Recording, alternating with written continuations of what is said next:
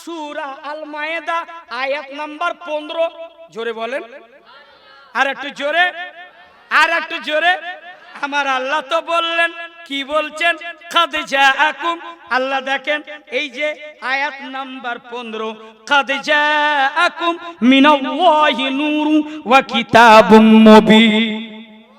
কিছু বক্তা আছে এই আয়াতও পড়তে পারে না, হযরত বলতেছে কিতাবুল মুবিন।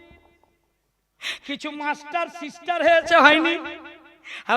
উর্দু আরবি পড়তে জানে না, আবার বাংলা পড়ে বক্তা, আবার বলছে স্বীকার করছে বেটারা, বলছে নবী নূর।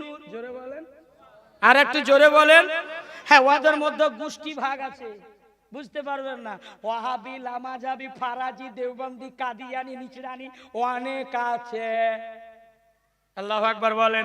কিন্তু আহলে সুন্নাত ওয়াল জামাতের আকীদা, আমার আলা হযরত যে তাফসীর করেছেন, কি তাফসীর করেছেন? যে তাহकीक के तुम्हारे पास बेशक तुम्हारे पास अल्लाह की तरफ से एक नूर आया।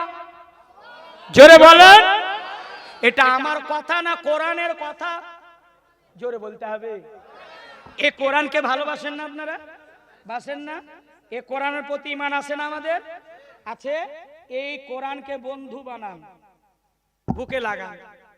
আপনি পড়তে জানেন না? বর্ধমান পাড়ার মানুষ, বর্ধন পাড়ার মানুষ, আব্বারা মারা, আপনাদেরকে বলছি, পড়তে জানেন না?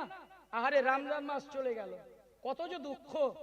আপনি সাহারি রান্না করতে যখন উঠেছিলেন, যদি আপনার কোরআনের শিক্ষা থাকতো, আপনার মা মারা গেছে, আপনার বাবা মারা গেছে, ভাই মারা গেছে, সব আত্মীয় স্বজন মারা গেছে, তারা নেকির আশায় তাকিয়ে থাকে। জোরে বলুন।